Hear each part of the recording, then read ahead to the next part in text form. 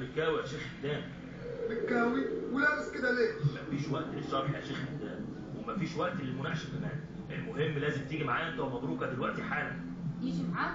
على وين في ساعه زي هذه؟ على خير يا مبروكه ان شاء الله. المهم نتحرك بسرعه وهشرح لكم كل حاجه في السكه. وجودكم هنا بقى خطر عليكم.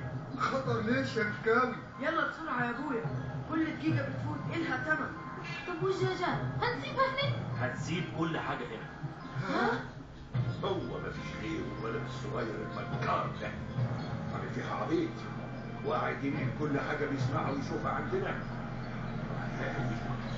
انا هعرف اربيه هو واهله. هنقبض عليهم كلهم؟ لا هنخلص عليهم كلهم. مش عايز حته فيهم ولا في بيتهم تفضل سليمه، فاهمين؟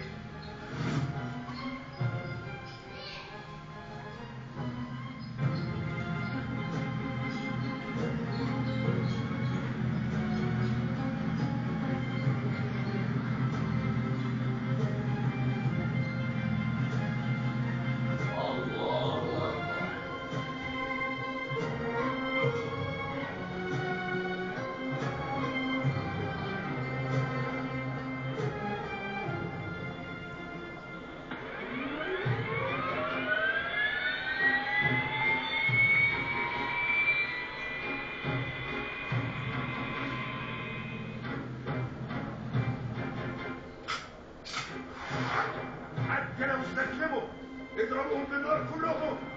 مفهوم يا سيد. جنود استعد، اضرب.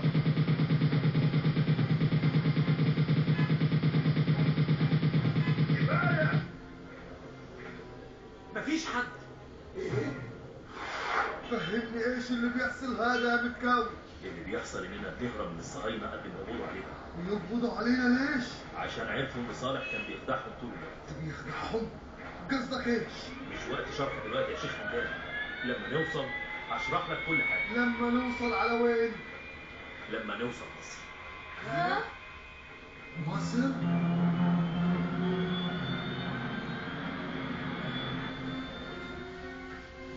هربوا؟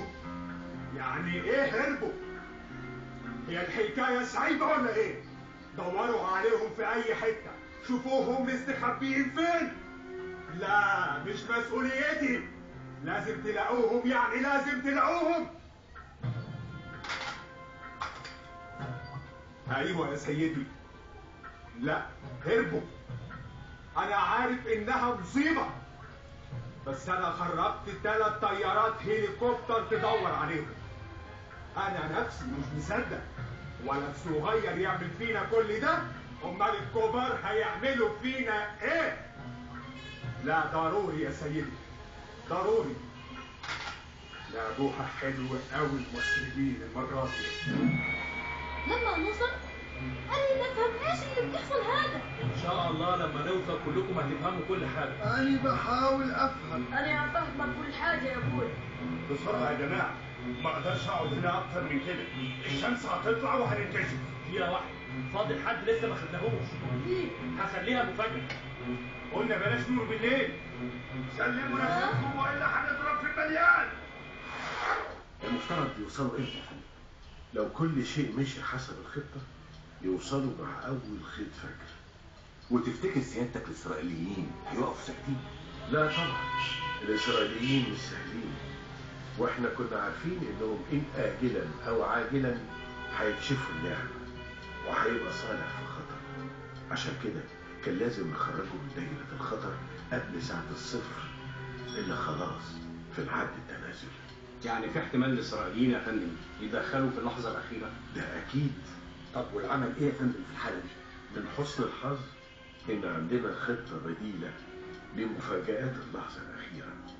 دي خطة كنا مخليينها للحظة المناسبة. كنتوا فاكرين هتقدروا تهربوا مننا يا مصريين؟ ها، كان غيركم أصدر، محدش يقدر يهرب مننا أبدا. ما تستعجلش. ما تستعجلش انت، اللعبة خلاص خلصت، انت في أرضنا. لو مش واخد بالك هذه ارضنا احنا. حتى انت يا شبر ونص يا اللي مش باين من الأرض بتتكلم. لا، في هذا إلنا جور. هذه أرضنا إحنا، مهما فضلتم فيها هي أرضنا، وما راح يحنى انت شايفه كده؟ اوعى تكون شايف غير هذا. واضح انكم خرفتوا يا مصريين. لازم تفهموا ان سينا دي خلاص ما بقتش بتاعتكم. احنا هنا وعمرنا ما هنطلع منها ابدا. بقالك ما تستعجلش. ايه؟ يلا يا حلوين كلكم ارموا اسلحتكم احسن ازعل منكم. انت خايف؟ انا عمري ما كنت خايف. انا مصري مش اسرائيلي. مصري؟ بكل فخر. ده زميل مصري زرعناه في وسطيكم من سنين. كان بينقل لنا اخبار تحركاتكم وقت الزمن ومنتظر لحظه زي دي. وعلى فكره هو اللي ضربني برصاصه في شنج لما كنت عامل نفسي بدل الاصل. كمان؟ ما قلت لك ما تستعجلش.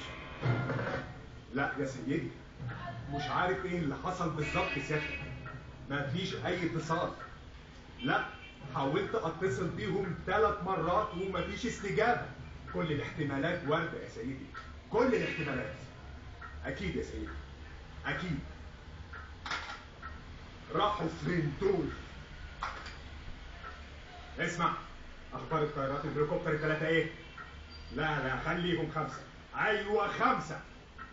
حاسس ان في حاجه كبيره هتحصل الليله دي.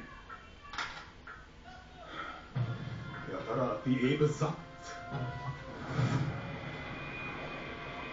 نتكل على الله بقى. لحظه واحده. فاضل راكب اخير. اهو وصل. نوره. دلوقتي يلا.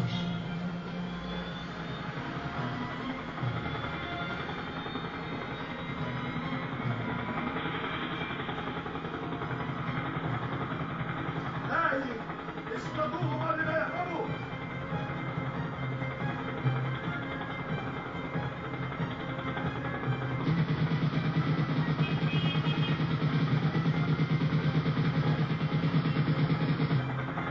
عمر الدم.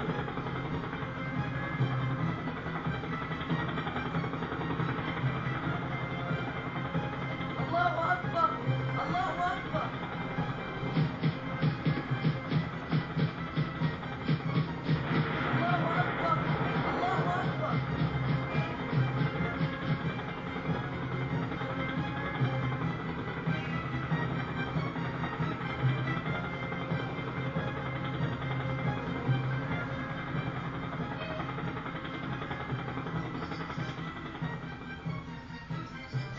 الحمد لله على السلامة.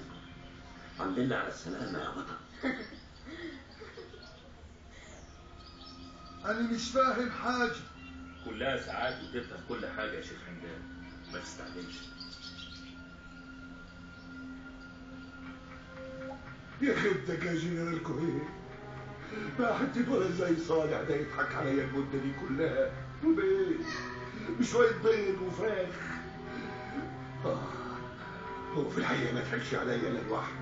ايوه كلنا ضحك علينا. عشان كده مش لازم اقلق.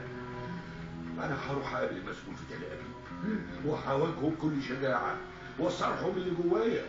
ايوه مش انا بس اللي خايف. مش انا بس اللي المصريين ضحكوا عليه. واذا فكروا يحاكموني يبقى عليا وعلى اعدائي. اقصد على رؤسائي.